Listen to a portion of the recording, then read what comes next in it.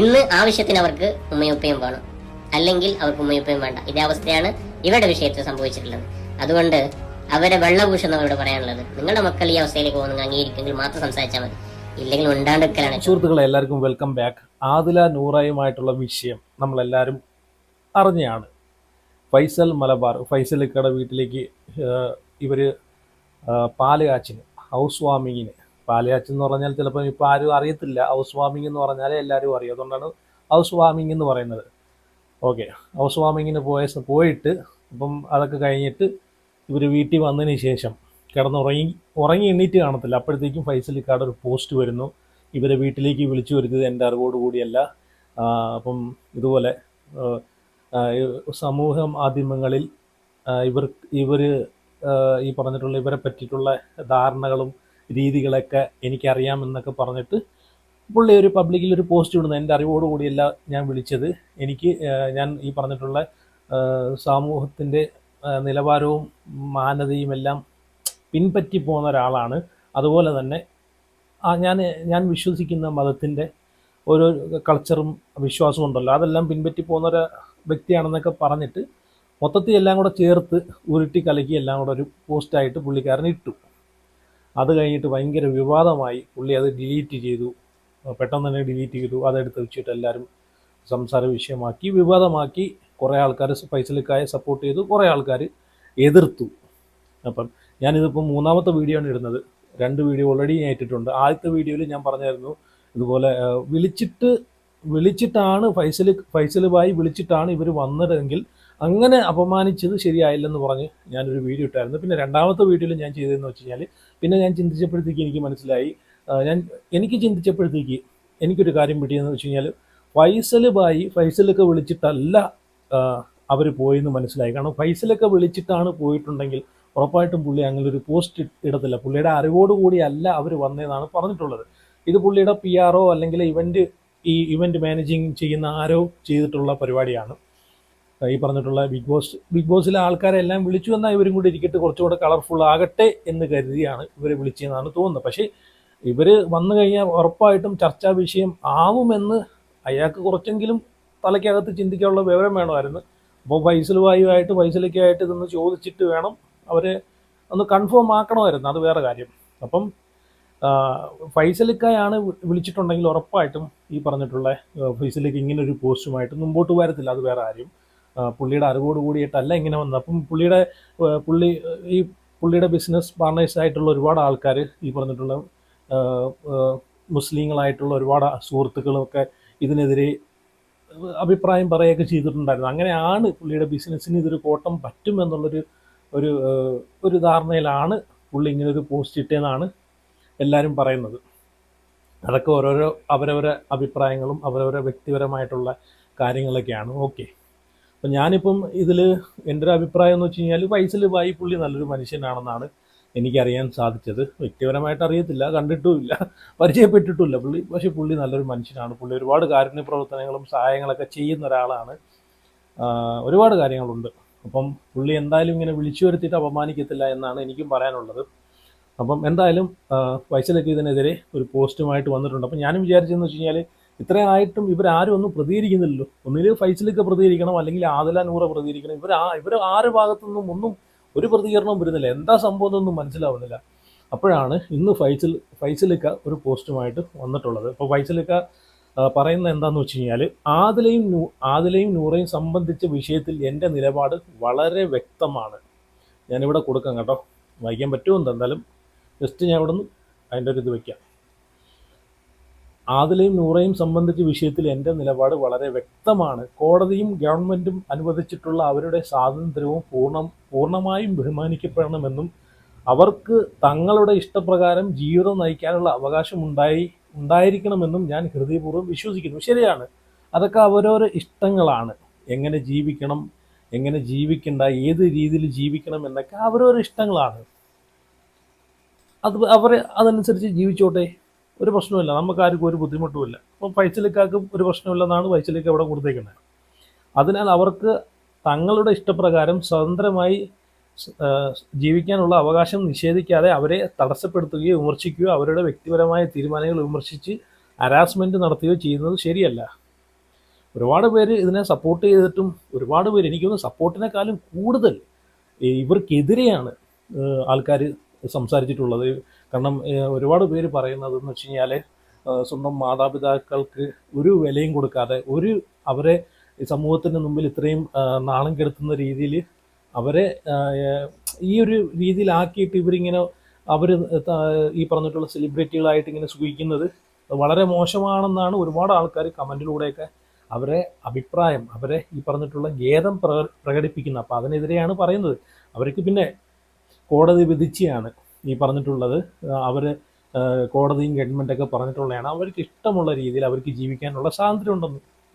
അതിലാരും ഈ പറഞ്ഞിട്ടുള്ള അവരെ സ്വാതന്ത്ര്യത്തിൽ കൈകടത്താൻ പോകുന്നില്ല. പക്ഷേ അവരെ ആശയങ്ങളോട് യോജിക്കാൻ പറ്റുന്ന കാര്യങ്ങളല്ല. ഇങ്ങനെ ആയിരിക്കണം വരും തലമുറകൾ, അല്ലെങ്കിൽ ഇങ്ങനെ ആയിരിക്കണം എൻ്റെ വീട്ടിലെയും മക്കൾ എന്ന് ഒരു രക്ഷിതാക്കളും ഒരിക്കലും ഒരു പ്രാവശ്യം പോലും അങ്ങനെ വിചാരിക്കത്തുമില്ല. അങ്ങനെ ഉണ്ടായാൽ തന്നെ അവരത് അക്സെപ്റ്റ് ചെയ്യത്തുമില്ല, അല്ലേ? അപ്പം ഇവരെ ആശയങ്ങളോട് എനിക്കും യോജിപ്പില്ല കേട്ടോ, എനിക്കും യോജിപ്പില്ല. കാരണം ഇപ്പം പടച്ചോൻ ഈ ഭൂമിയിലേക്ക് ഒരാളെ ഇറക്കി വിടുമ്പോഴത്തേക്ക് ഒരു ഇണയും കൊടുക്കുന്നുണ്ട്. ഒരു ആണിന് ഒരു പെണ്ണെന്ന നിലയ്ക്ക്, അല്ലെങ്കിൽ ഒരു പെണ്ണിന് ഒരു ആണെന്ന നിലയ്ക്ക് ഒരു ഇണയെയും കൊടുക്കുന്നുണ്ട്. പിന്നെ വന്നിട്ടുള്ള തലമുറകളും പിന്നെ വന്നിട്ടുള്ള ഈ പറഞ്ഞിട്ടുള്ള തലമുറകൾ അവരുടേതായിട്ടുള്ള ഇഷ്ടത്തിനും സുഖത്തിനും വേണ്ടിയിട്ട് ഓരോന്നോരോന്ന് ഇങ്ങനെ ഉണ്ടാക്കി കൊണ്ടുവരുന്നതാണ്. അല്ലാതെ ഇതിനോടൊന്നും എനിക്ക് സപ്പോർട്ടില്ല കേട്ടോ, എനിക്ക് ഒട്ടും സപ്പോർട്ടില്ല. അവരെ ആശയങ്ങളോട് യോജിക്കാനേ പറ്റത്തില്ല. പിന്നെ അവർ ഈ പറഞ്ഞ പോലെ ആരെയും പിടിച്ചു പറിക്കാനോ എടുക്കാനൊന്നും പോകുന്നില്ല. അത് വേറെ ആരെയും അവരെ ഇഷ്ടത്തിന്, അവരെ സ്വാതന്ത്ര്യത്തിന് അവർ ജീവിക്കുന്നു, അന്തസ്സോടുകൂടി ജോലി ചെയ്ത് ജീവിക്കുന്നു. പക്ഷേ അവരെ ആശയത്തിനോട് ഒരിക്കലും സപ്പോർട്ട് ചെയ്യാൻ പറ്റത്തില്ല. അത് വേറെ കാര്യം. അതൊരു പോയിന്റ് നോട്ട് ചെയ്യണം കേട്ടോ. അപ്പം ബാക്കിയും കൂടെ ഞാൻ വായിക്കാം. അവരെ തടസ്സപ്പെടുത്തുകയോ വിമർശിക്കുകയോ അവരുടെ വ്യക്തിപരമായ തീരുമാനങ്ങളെ വിമർശിച്ച് ഹരാസ്മെന്റ് നടത്തുകയോ ചെയ്യുന്നത് ശരിയല്ല. ഏതൊരു മതത്തിൽ വിശ്വസിക്കുന്നവരായാലും മനുഷ്യന്റെ സ്വാതന്ത്ര്യത്തെയും വ്യക്തി നിയമത്തിൻ്റെയും ബഹുമാനം ഏതൊരു മതപരിധിക്കും അതീതമായ ഒരു അടിസ്ഥാന മനുഷ്യ നന്മയാണെന്ന് ഞാൻ വിശ്വസിക്കുന്നു. എൻ്റെ ഹൗസ് വാമിംഗ് ചടങ്ങുമായി ബന്ധപ്പെട്ട് സോഷ്യൽ മീഡിയയിൽ ഉണ്ടായ തെറ്റിദ്ധാരണകളും വിവാദങ്ങളും ഒരിക്കലും എൻ്റെ ഉദ്ദേശത്തിലുണ്ടായിരുന്നില്ല. അത് പ്രതീക്ഷിച്ചതിനും അപ്പുറം ചില നെഗറ്റീവ് പ്രതികരണങ്ങളും ഹരാസ്മെൻറ്റും ഉയർന്നുവെന്നും ഇത് ഇവർക്ക് മാനസികമായി ബുദ്ധിമുട്ടുണ്ടാക്കിയെന്നും ഞാൻ മനസ്സിലാക്കുന്നുണ്ട്. അതുകൊണ്ടാണ് ഞാൻ വ്യക്തമായി പറയുന്നത്, അവരെ വേദനിപ്പിക്കാനുള്ള ഉദ്ദേശം എനിക്കൊന്നും ഉണ്ടായിരുന്നില്ല. അവരെ വേദനിപ്പിക്കാനുള്ള ഉദ്ദേശം എനിക്കൊന്നും ഉണ്ടായിരുന്നില്ല. പുള്ളിയുടെ നിലപാടാണ് ഇവിടെ പറയുന്നത്, വ്യക്തമാക്കുന്നത്.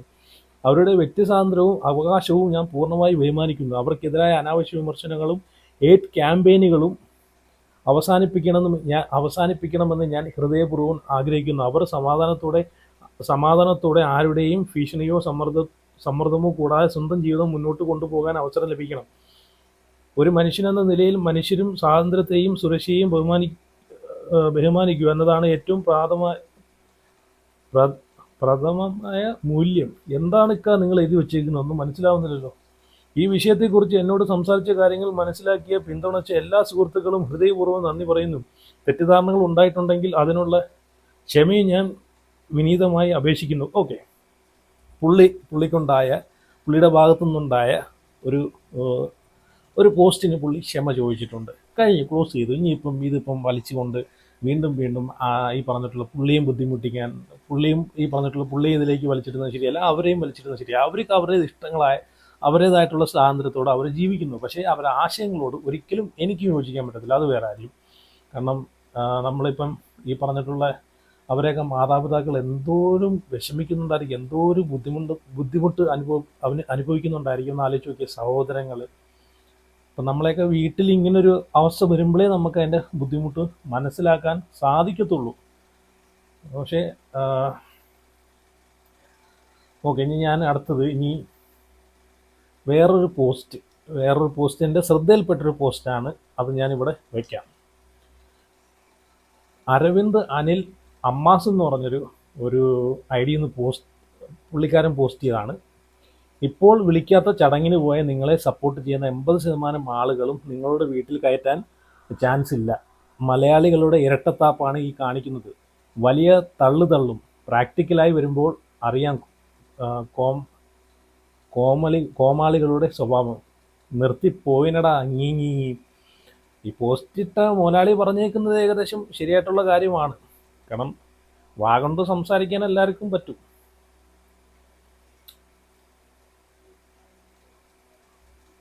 ഓക്കെ, അടുത്തത് ഇനി ഇതുമായിട്ട് ബന്ധപ്പെട്ട് ഞാൻ പറഞ്ഞല്ലോ, ഒരുപാട് ആൾക്കാർ ഈ പറഞ്ഞിട്ടുള്ള പുള്ളിയെ സപ്പോർട്ട് ചെയ്തിട്ടും ഒരുപാട് ആൾക്കാർ വിമർശിച്ചുകൊണ്ടും രംഗത്ത് വന്നിട്ടുണ്ടായിരുന്നു. പിന്നെ ടിനി ടോം പുള്ളിയെ സപ്പോർട്ട് ചെയ്തിട്ടാണ് പോസ്റ്റ് ഇട്ടേക്കുന്നത്. അപ്പം ഞാൻ ആ പോസ്റ്റ് ഞാൻ ഇവിടെ കൊടുത്തേക്കാം, ഇവിടെ വെക്കാം കേട്ടോ.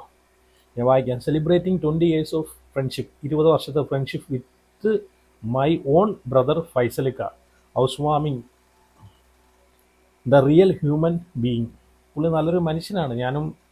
ഞാനും കുറേ പുള്ളിയെ പറ്റി ഇങ്ങനെ സെർച്ച് ചെയ്തതെന്ന് എനിക്ക് കിട്ടിയൊരു വ്യക്തമായൊരു സംഭവമാണ്. കാരണം പുള്ളി ഒരിക്കലും അങ്ങനെ വിളിച്ചു വരുത്തിട്ട് അപമാനിക്കത്തില്ല. പക്ഷേ പുള്ളിക്ക് താല്പര്യമില്ലാത്തൊരു കേസായിരുന്നു ഇവരെ ഒരു വിഷയം. കാരണം ഇങ്ങനെയുള്ള ആൾക്കാരെ രീതികളും ഇതൊക്കെ പുള്ളിക്ക് താല്പര്യമില്ല. അതുകൊണ്ടാണ് പുള്ളി ഇവർ വന്നു പോയതിന് ശേഷം, പക്ഷേ ഇവർ വന്ന സമയത്ത് പുള്ളി ഒന്നും പറഞ്ഞില്ല. നല്ല രീതിയിൽ കൈ കൊടുത്ത് സന്തോഷത്തോടെ കൂടെ നിർത്തി ഫോട്ടോ ഒക്കെ എടുക്കുന്നത് നമ്മൾ ആ വീഡിയോ ഒക്കെ നമ്മൾ കണ്ടയാണല്ലേ. ഞാൻ ഇവിടെ വെക്കുന്നില്ല, ഓൾറെഡി നമ്മളെല്ലാം കണ്ടയാണ്. അതുമാത്രമല്ല അവർ രണ്ടിനെയും വീട്ടിൻ്റെ അകത്ത് കയറ്റി വീട് മൊത്തം കൊണ്ട് കാണിച്ചു കൊടുക്കുക എല്ലാം ചെയ്തിട്ടുണ്ടായിരുന്നു. പിന്നെ Resmin Bai Bigg Boss season 6 contestant, ഞാൻ കഴിഞ്ഞ വീഡിയോയിൽ ഇട്ടപ്പോഴത്തേക്ക് ഒരുപാട് ആൾക്കാർ വന്ന് പറയുന്നുണ്ടായിരുന്നു, ഇത് നിങ്ങൾ സ്വന്തമായിട്ട് ഉണ്ടാക്കിയെന്ന് പറയുവാണോ, റസ്മിൻ എപ്പം പറഞ്ഞു എങ്ങനെ പറഞ്ഞു. പുള്ളിക്കാരി ഓൾറെഡി ഒരു വീഡിയോ ഇട്ടിട്ടുണ്ട്, പുള്ളിക്കാരിയുടെ ചാനലിൽ കിടപ്പുണ്ട്, ഞാൻ വെക്കുന്നില്ല. കാരണം കുറേ കമൻറ്റ് ഞാൻ കണ്ടായിരുന്നു. ഞാൻ പടച്ചു വിട്ടിയാണ്. പുള്ളിക്കാരി തന്നെയാണ് പറഞ്ഞത്. പുള്ളിക്കാരിയെ വിളിച്ചപ്പോൾ പുള്ളിക്കാരിയാണ് റസ്മിനാണ് ഈ ആദില നൂറയുടെ നമ്പർ കൊടുത്തത്. അല്ലാതെ ഞാൻ പടച്ചു വിട്ട ഒരു സാധനമല്ല. ഇവിടെ ഈ ചാനലിനകത്ത്, ഞാൻ എൻ്റെ ചാനലിനകത്ത് ഒരു സാധനവും പടച്ചു വിടാറില്ല. ഉള്ള കാര്യം മാത്രമേ ഞാൻ ഇവിടെ സംസാരിക്കാറുള്ളൂ കേട്ടോ. അത് വേറെ കാര്യം. പടച്ചു വിട്ടെന്ന് പറയുന്ന ആൾക്കാരോടത്താണ് എൻ്റെ ഈ മറുപടി. ഓക്കെ, ഇനി ഞാൻ ഇതുമായിട്ട് ബന്ധപ്പെട്ട് ഒരു ഉസ്താദിൻ്റെ ഒരു വീഡിയോ ഞാൻ കണ്ടായിരുന്നു. ഞാൻ അതും കൂടെ ഇവിടെ വെക്കാം കേട്ടോ. അത് മിസ് ചെയ്യരുത്. അത് നമ്മൾ മനസ്സിലാക്കിയിരിക്കേണ്ട ഒരു വീഡിയോയും കൂടെ ആണ്. മാതാപിതാക്കളെ വില എന്താണെന്ന് മനസ്സിലാക്കിയിരിക്കേണ്ട ഒരു വീഡിയോ ആണ്. അത് ഞാൻ ഇവിടെ വെക്കാം, നിങ്ങളൊന്ന് കണ്ടു നോക്ക്. എന്റെ കണ്ണുണ്ടോ കരഞ്ഞിങ്ങനെ ചോത്തു പോയിട്ടുണ്ട്. കരയാൻ തുടങ്ങി, രാവിലെ കരയാൻ തുടങ്ങി. ഫൈസൽ മലബാറിന്റെ പോസ്റ്റ് വന്ന് ആദില നൂറെ മനുഷ്യത്വം കാണിച്ചില്ല, ഈ വിഷമം കൊണ്ട് കരഞ്ഞു പോയതാണ്. സഹിക്കാൻ പറ്റുന്നില്ല, ഇപ്പോഴും വിങ്ങലാണ്. യാ റബ്ബേ, സോഷ്യൽ മീഡിയയിൽ മൊത്തം കരച്ചിലോട് കൂട്ടക്കരച്ചിലാണ്.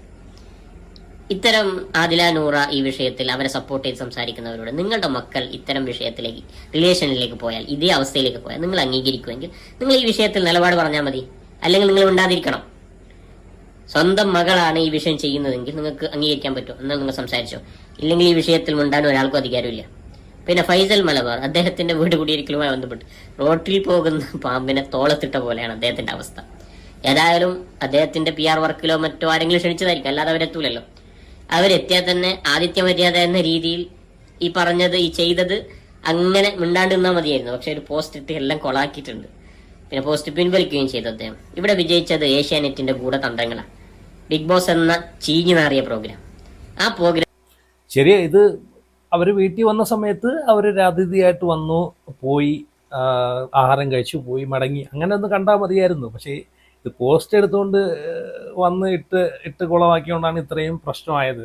അല്ലാതെ അവർ വന്നതൊന്ന് കണ്ണടച്ച് കളഞ്ഞായിരുന്നെങ്കിൽ പുള്ളിക്ക് ഇത്രയും പ്രശ്നം വരത്തില്ലായിരുന്നു. ഇത്രയും പ്രശ്നം എന്ന് വെച്ചാൽ പുള്ളിക്ക് എന്തോടെ, പുള്ളിക്ക് ഒരു പ്രശ്നവും വരാൻ പോകുന്നില്ല. ഇനി പുള്ളിയുടെ ബിസിനസ്സിനെ ഇത് ബാധിക്കാൻ പോകുന്നില്ല, അത് വേറെ കാര്യം. കുറേ ആൾക്കാർ ഇപ്പോൾ പറയുമായിരിക്കും ബിസിനസ്സിനെ ബാധിക്കും, അങ്ങനെയാണ് ഇങ്ങനെയാണ്. ഇതൊന്നും പുള്ളിയുടെ ഇടയിലത്ത് എത്താൻ പോകുന്നില്ല. പുള്ളിയുടെ അഭിപ്രായം ഇച്ചിരി ഇങ്ങനെയുള്ള കാര്യങ്ങളൊക്കെ കുറച്ച് ഇച്ചിരി കൂടെ ഒന്ന് ഇത് കെയർഫുള്ളായിട്ട് ഹാൻഡിൽ ചെയ്യണമായിരുന്നു. പക്ഷേ ഇച്ചിരി എടുത്തുകാട്ടം കാണിച്ചു, പെട്ടെന്ന് FB തുറന്ന് ഒരു പോസ്റ്റ് അങ്ങിട്ടു, അത് ഭയങ്കര വിവാദമായി.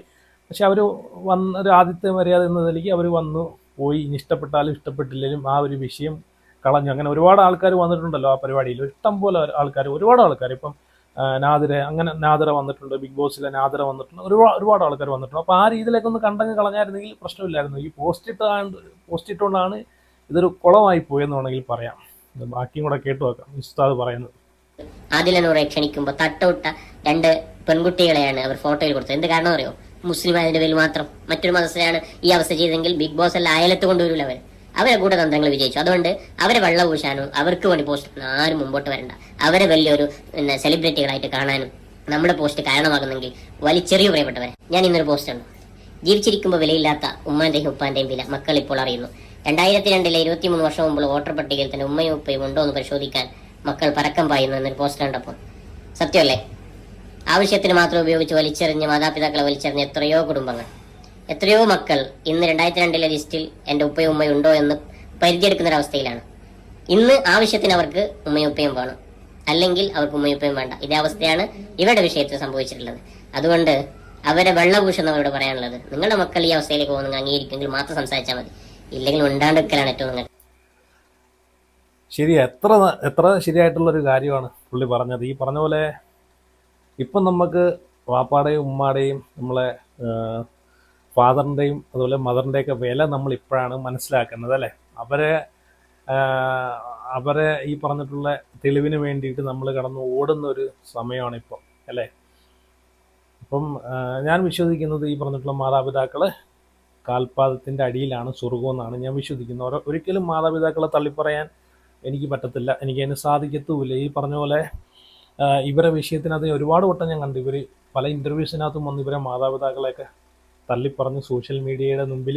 കാരണം ഇവർക്കൊരു ഇവരെ ഫാമിലിയിൽ എന്തെങ്കിലും ഇഷ്യൂസ്, ഇപ്പം മാതാപിതാക്കളെ സൈഡിൽ നിന്ന് ഇപ്പം വാപ്പാടെ ഉമ്മാടെ എന്നൊക്കെ സൈഡിൽ നിന്ന് നമുക്ക് ഇപ്പം പ്രത്യേകിച്ച് ഇപ്പം കൊച്ചുനാളിലൊക്കെ നമുക്ക് ഇപ്പം എല്ലാ ആൾക്കാർക്കും ഇങ്ങനെയുള്ള പ്രശ്നങ്ങളൊക്കെ അവർ നമ്മളെ സ്നേഹം കൊണ്ടാണ് നമ്മളെ വഴക്ക് പറയുന്നതും നമ്മളെ ഉപദേശിക്കുന്നതും അല്ലേ.